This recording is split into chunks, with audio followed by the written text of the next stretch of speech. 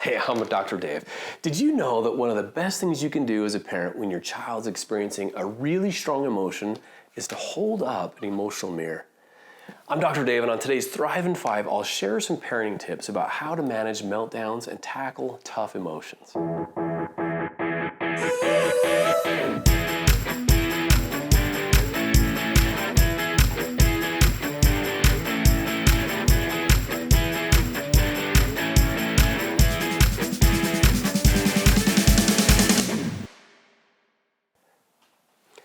I remember when our 4 children were ages 8, 6, 4, and 2. I think surviving those years as a parent was nothing short of a miracle. It can be both physically and emotionally draining to manage schedules and meal times and even those meltdowns.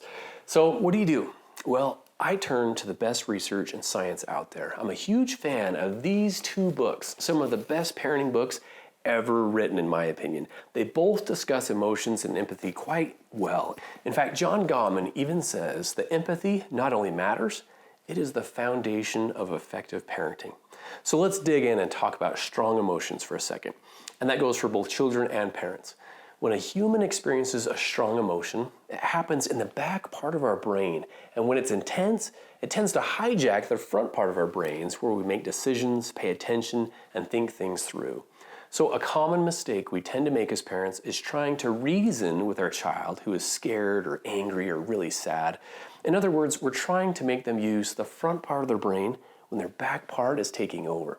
So in simple terms, when there are strong emotions, rather than using logic, just listen. I call it reflecting, or holding out the emotional mirror and reflecting back in words what you're seeing. For example, when we lived in Missouri, I would pick up our 6-year-old daughter from dance class. One day, I pull up and she came to the car. She gets in, slams the door, and then sobbed. "I hate dance. I'm never going back to dance. I'm done dancing." I was like, whoa. Now, what would your first reaction to that be? Probably something like, "Man, what's going on? You don't hate dance. You're definitely not quitting after we just paid for all that overpriced costumes. Dang it." Or maybe, "You're fine. You love dance. You're being such a drama queen." Or maybe even, "First, young lady, don't you dare slam that door. You can try that again. And once you stop your bawling, we can march in there and figure this out." Now, would any of those help the situation? Probably not. If I pulled one of those responses and I dismissed or I disapproved of her emotions, she's not likely to open up to me about what happened, or she's going to feel really resentful toward me, her dad, who should be showing her love and compassion. So how did I really respond? I turned around and I held up the emotional mirror and I said, "Gosh, it sounds like you've had an awful time at dance. What happened?" And then she tells me all about what happened. The girls next to her were teasing her. And when she responded, the teacher caught her not paying attention. So she stops the music and she calls her out in front of the class. So I said, "Wow, man, that must have been really embarrassing to get called out in front of class. No wonder you're so mad and you don't want to go back."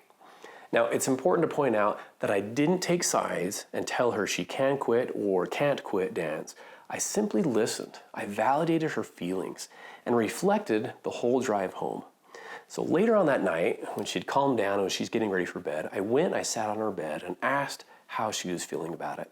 She said that she didn't really want to quit dance, that she loves dance, but she didn't know what to do about the girls teasing her. So we problem solved together.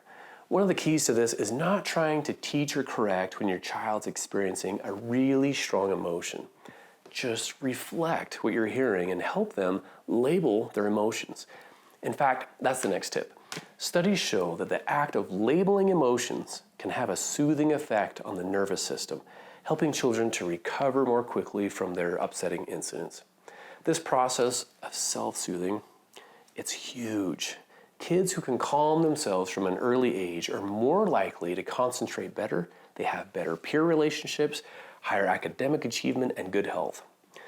The key point is helping your kids find words to describe what they're feeling. This doesn't mean telling your kids how they ought to feel. It means helping them develop a vocabulary for expressing their emotions. So as you listen to a child in an emotional moment, remember that simply sharing an observation usually works much better than probing questions to get a conversation rolling. So one of the big takeaways from today is that feelings must be understood before behavior can be improved. Okay, before I go, please take a second to subscribe, like, and share the video with others. I'm on a mission to help parents in this wild and awesome parenting journey, and I'd love to read your comments and answer questions you have. So that's all for now. I'm Dr. Dave, and this has been another Thrive in 5.